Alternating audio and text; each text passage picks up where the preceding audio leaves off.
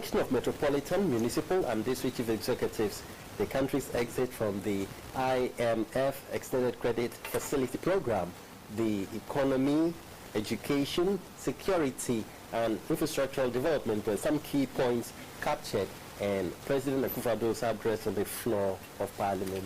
He said the government is committed to focusing on these areas in 2019. The president also mentioned plans to regenerate Accra's first slum, Nima, into a modern landscape.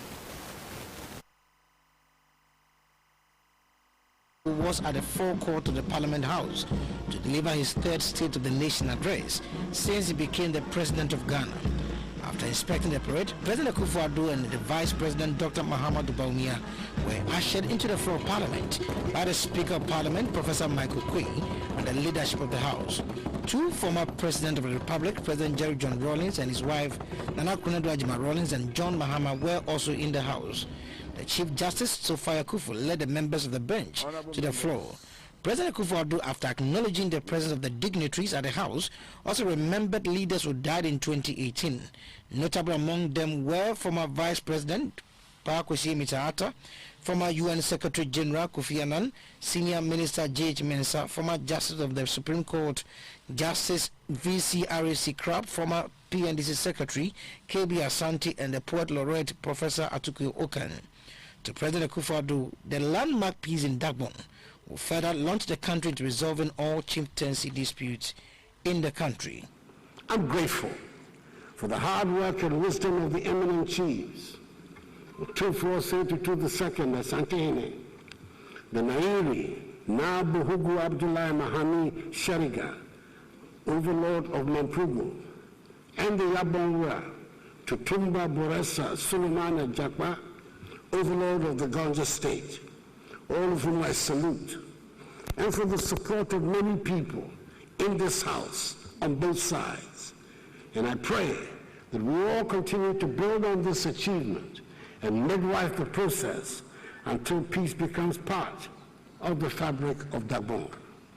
The Minister for Chieftaincy and Religious Affairs intends to use the momentum of the Dagbon settlement to tackle the other protracted chieftaincy disputes in the country, hopefully, for resolution.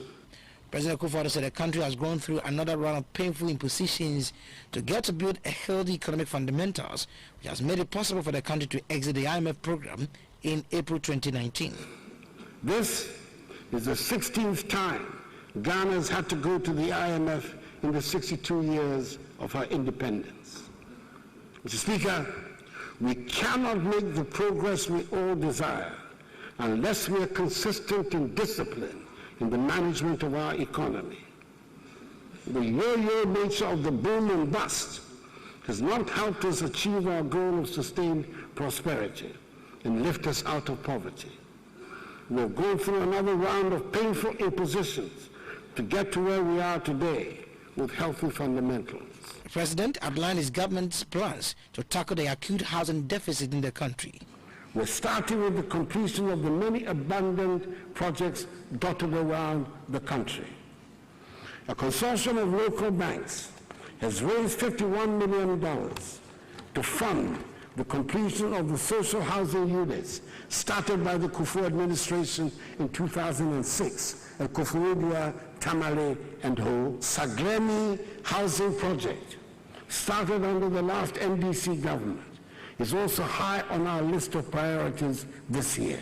One of the areas that will see a facelift into a well-laid-out residential area with full amenities is Nima, a slum community in Accra. The most exciting news on the housing landscape, though, is the drafting of plans to regenerate Nima, which holds the dubious title of being Accra's first slum.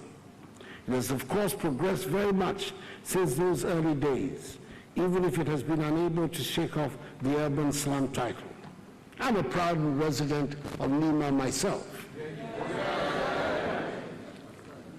And I'm extremely excited that the regeneration plans will not dislodge or dispossess residents, but rather transform Nima into a well-laid-out residential area with full amenities.